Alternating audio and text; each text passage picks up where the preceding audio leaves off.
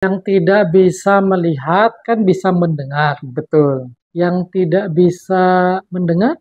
Yang tidak bisa mendengar nanti ada apa namanya? Ini gerakan khusus apa namanya itu bahasanya itu Bahasa isyarat. bahasa isyarat nanti dalam bentuk videonya itu sendiri yang kami akan tampilkan. Berarti nanti akan ada semacam pengelompokan konten ya untuk yang tidak bisa melihat. Ada yang tidak bisa mendengar atau sekaligus yang tidak bisa mendengar dan berbicara.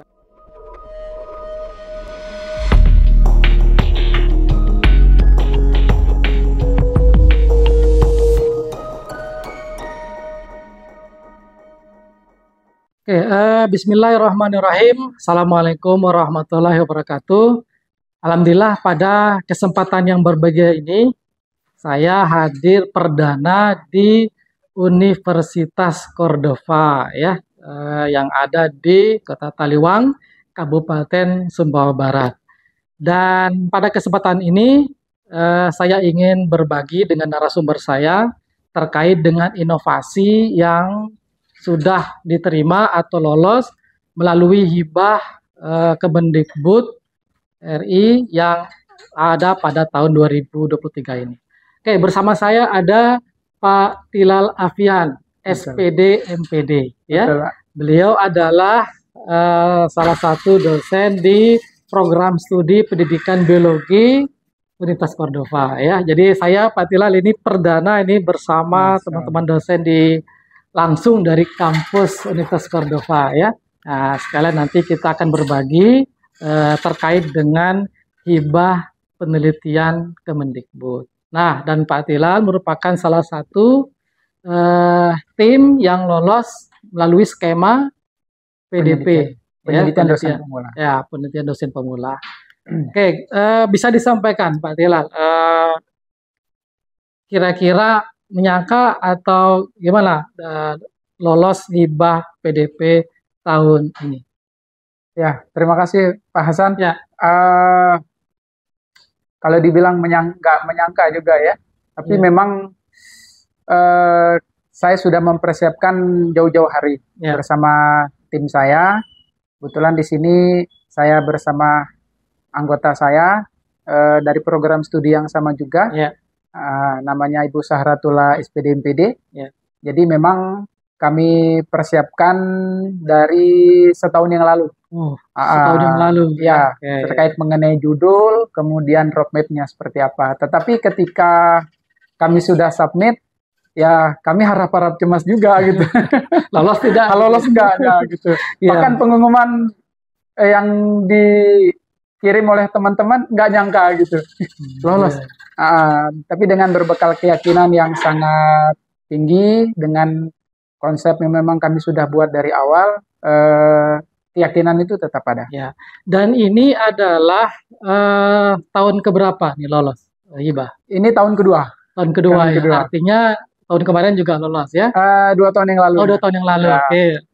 Bisa diceritakan Pak Tilal, topiknya terkait apa sih yang lolos tahun ini? Ya, jadi awal konsep judul yang kami buat ini itu kami harus mencari dulu kira-kira isu yang lagi booming di Indonesia itu apa. Karena kami ini basicnya pendidikan, backgroundnya pendidikan, jadi kami mencari topik yang memang lagi hangat, yang memang dibutuhkan dalam dunia pendidikan. Salah satu yang memang jadi pusat konsentrasi dalam dunia pendidikan sekarang itu adalah tentang pembelajaran berbasis inklusi.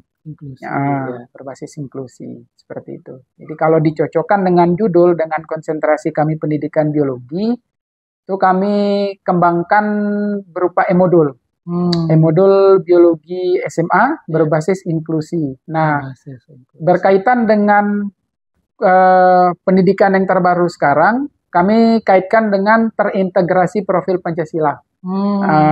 Jadi judulnya yang lengkap adalah pengembangan e-modul biologi SMA berbasis inklusi terintegrasi profil Pancasila. Wah, luar biasa. Jadi memang sudah disesuaikan dengan tren topik saat ini ya. Betul. Pendidikan inklusi, e-modul ya, sama pendidikan profil Pancasila, ya luar biasa.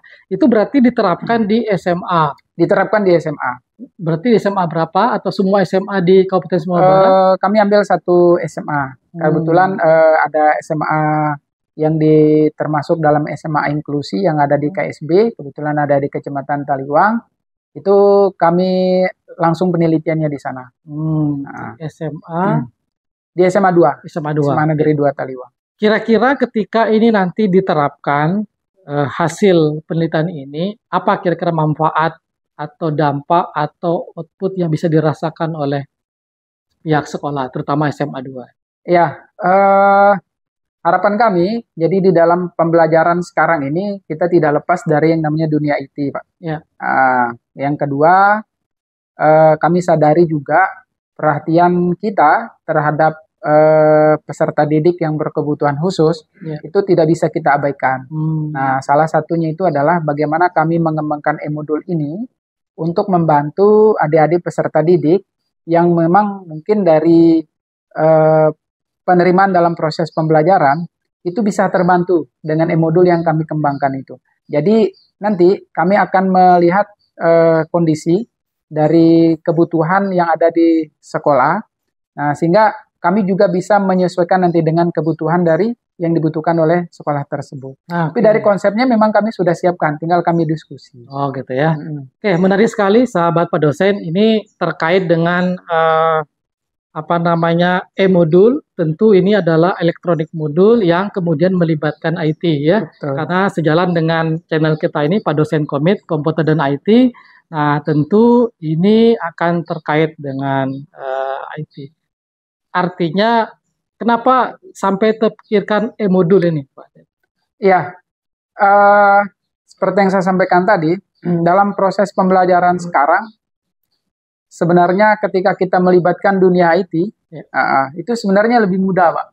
Lebih mudah. Sebagai contoh begini, dalam mengembangkan sebuah modul menjadi e-modul, modul elektronik, jadi peserta didik ketika dalam melakukan proses pembelajaran, dia bisa mengulangi, mereview kegiatan pembelajaran itu yang sebelumnya dia dapatkan di sekolah, yang sebelumnya dia dapatkan di lingkungan tempat sumber belajarnya. Jadi dia bisa review karena di dalam e-modul ini memiliki kelebihan tersendiri.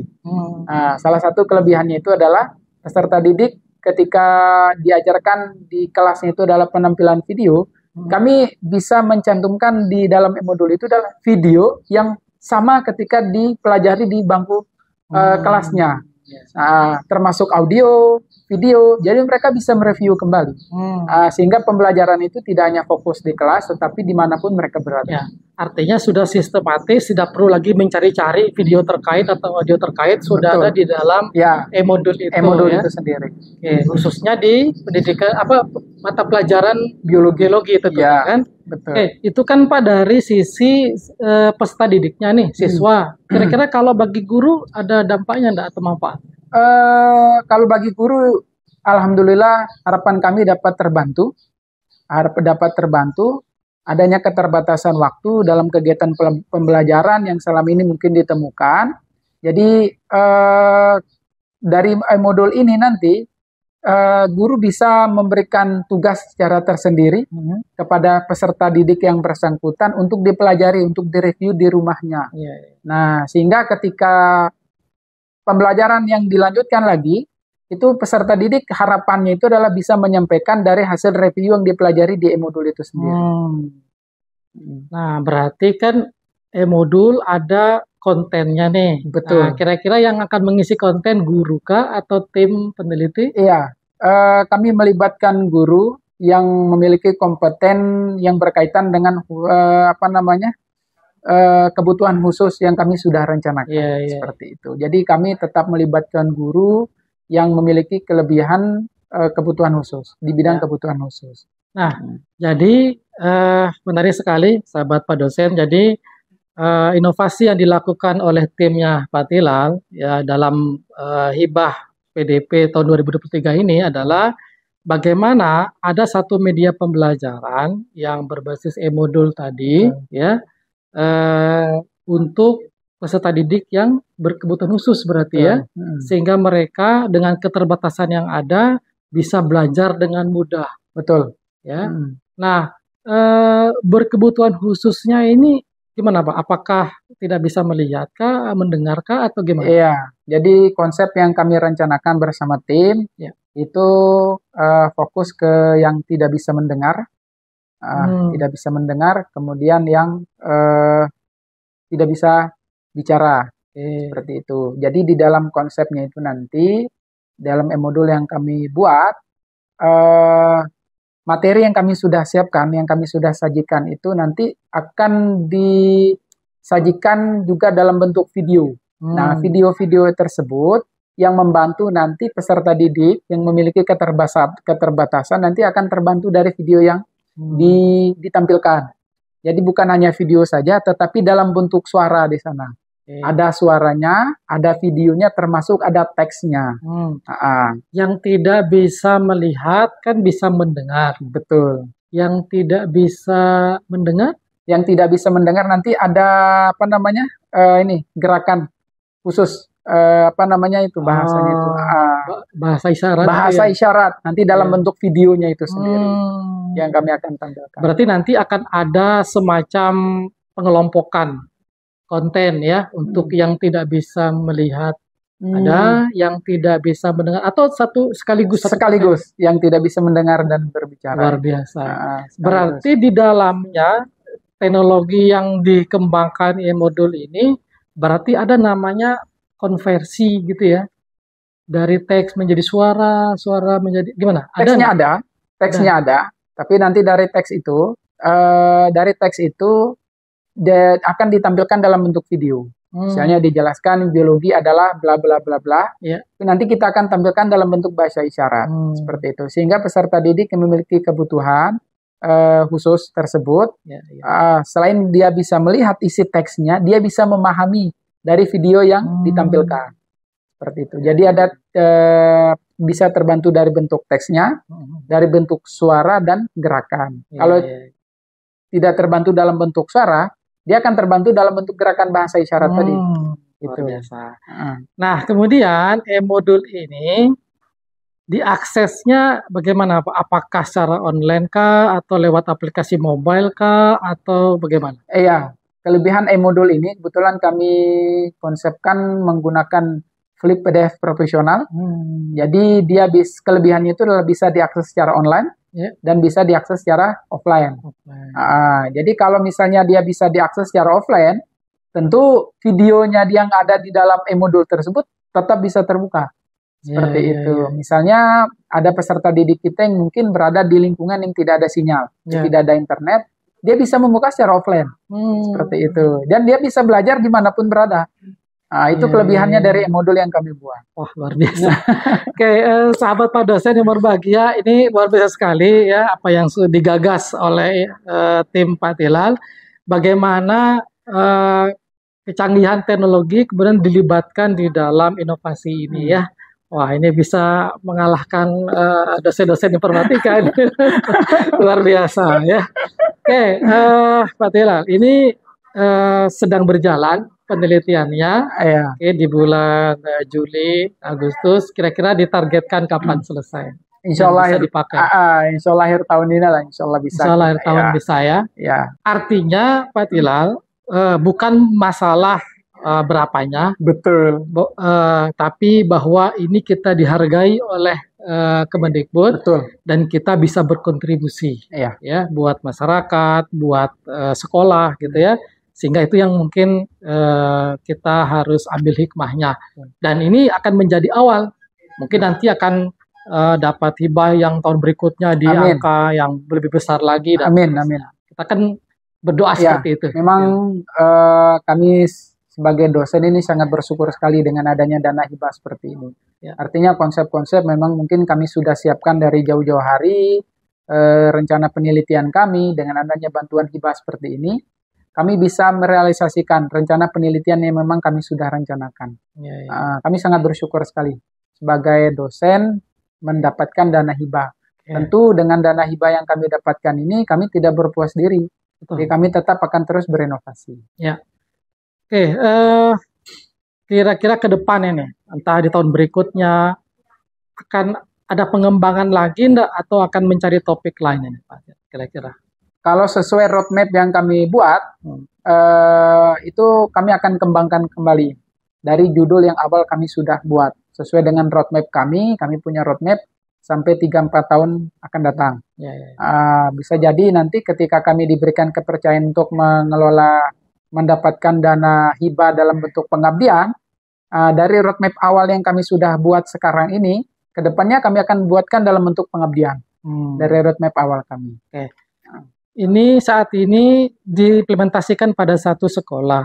Kira-kira ke depannya bisa nggak untuk semua sekolah? Apakah bisa semua SMA atau semua sekolah sampai SMP, SD dan segala macam? Kami Yang ada perlu, pendidikan pelajaran Iya. biologi.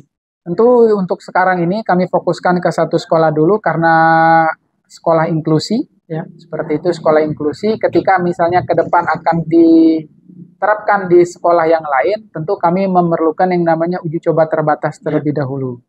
Jika kami melakukan uji coba terbatas, bisa saja misalnya dia di sekolah yang lain, tentu dari hasil uji coba terbatas tersebut kami memiliki catatan-catatan tersendiri yang bisa saja yang kami sudah buatkan sekarang itu adanya perbaikan. Ya. Seperti itu. Paling tidak nanti bisa menjadi inspirasi atau bahan referensi Betul. untuk daerah-daerah lain yang memiliki sekolah inklusi, ya, terutama yang tingkat SMA. Betul. Dan insya Allah akan bisa berbagi lah Pak Tilal, ya. Insya Allah.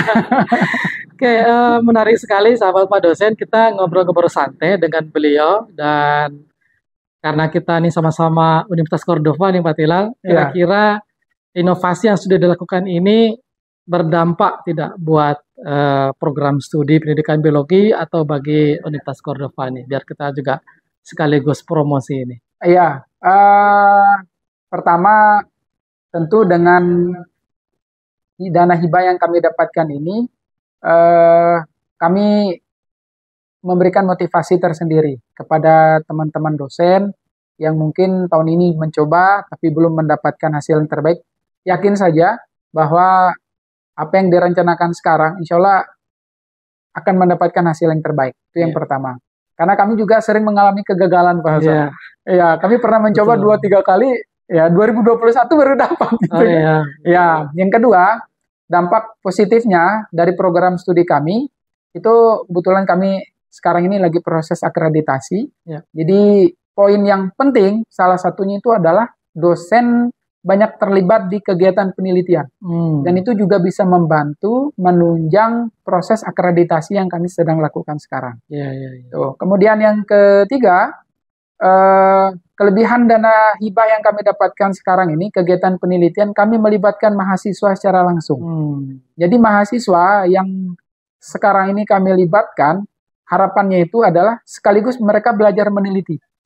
Belajar meneliti, dan bisa saja mahasiswa tersebut mengembangkan dari hasil penelitian yang kami lakukan. Jadi bukan hanya sekedar namanya, tetapi mereka terlibat aktif di dalam kegiatan penelitian ini. Apalagi dia ketika ikut dalam kegiatan penelitian ini, ada dikonversi ke dalam MBKM, ya, Betul, mata kuliah, ya. Wah, luar biasa nih sama Pak dosen. Ya, target kami ini memang ke publikasi.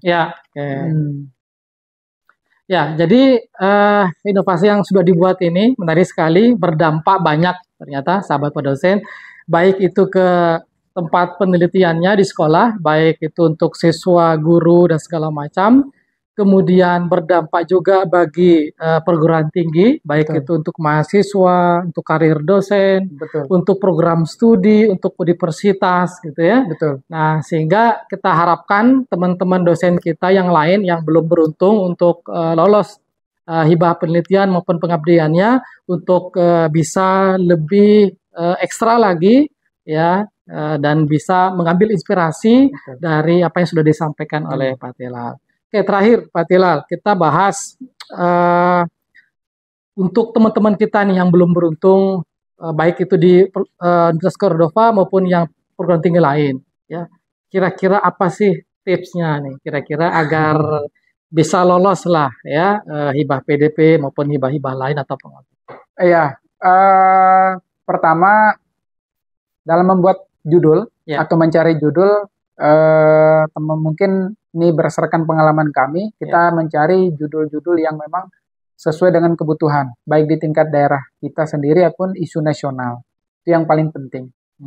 Itu yang paling utama. Misalnya sekarang kami sebagai program studi yang memang bernaung di pendidikan, kami mencari memang isu-isu memang lagi berkembang sekarang yang berkaitan dengan pendidikan. Yang kedua, dalam menyusun sebuah proposal ini tidak mungkin sifatnya instan. Tidak mungkin instan. Tentu memerlukan waktu, tentu memerlukan diskusi yang panjang, berkaitan dengan roadmap yang memang kita sudah siapkan. Jadi tipsnya itu adalah jangan mengerjakan bahasanya itu mepet-mepet. Jadi harus jauh-jauh hari. Jauh-jauh hari. Dan sudah disiapkan beberapa alternatif. Beberapa alternatif penelitian. Seperti itu. Ya, karena memang kalau kita siapkan dengan waktu yang mepet, dengan yang memang apalagi malam ini submit, nah, itu dua hari ke belakang ini kita keburu buat. Bukannya kita nggak yakin gitu. Cuma memang hasil yang memang kita sudah buat itu tidak maksimal. Kami ini memang buat dari setahun yang lalu konsep yang kami siapkan. Itu perkara diterima tidak diterima itu kami sudah usahakan dan kami yakin gitu dengan konsep memang kami sudah siapkan itu akan mendapatkan hasil yang terbaik. Gitu. Yang selanjutnya teman-teman yang memang udah berjuang selama mungkin dari 2 tahun yang lalu sampai sekarang yang belum dapat, yakin saja gitu dengan catatan tetap belajar dan meminta masukan dan saran kepada teman-teman yang sudah mendapatkan dana hibah tersebut. Tetap minta saran dan berdiskusi. Luar biasa. Harus. Oke, sahabat Pak dosen berbahagia, menarik sekali ini kita ngobrol-ngobrol dengan narasumber saya yang satu ini di tengah kesibukan beliau nih, aja dan aktivitas lainnya nih, bahkan kita nih ngobrol santai langsung dari Fakultas Ilmu Keguruan dan Ilmu Pendidikan. Ya, luar biasa. Dan terima kasih banyak nih Pak Tilal sudah menjadi narasumber kami di channel Pak Dosen Komit. Semoga nanti apa yang sudah kita bahas bisa menginspirasi teman-teman dosen yang lain yang mungkin belum beruntung untuk lolos hibah penelitian Kemendikbud. Dan biasanya hampir di beberapa perguruan tinggi juga selain ya tidak lolos di hibah pusat, itu juga pihak kampus juga ada namanya dana internal ya untuk mensupport ya sebagai stimulan agar iklim penelitian maupun pengabdian itu tetap ada. Karena bagaimanapun yang menjadi kewajiban kita sebagai seorang dosen itu adalah tridharma perguruan tinggi ya. Tidak hanya kita ngajar tapi kita juga harus penelitian dan kita harus ada juga pengabdian kepada masyarakat. Oke, saya rasa itu saja obrolan kami bersama Pak Tilal Alfian, SPD MPD. Semoga bermanfaat dan kami akhiri. Sekian, Assalamualaikum warahmatullahi wabarakatuh. Waalaikumsalam warahmatullahi wabarakatuh. Oke, kita ada salam komit ini Pak Tilal. Oh gimana? Salam komit. Salam komit. Oke, jangan lupa like, komen, dan subscribe channel Pak Dosen Komit.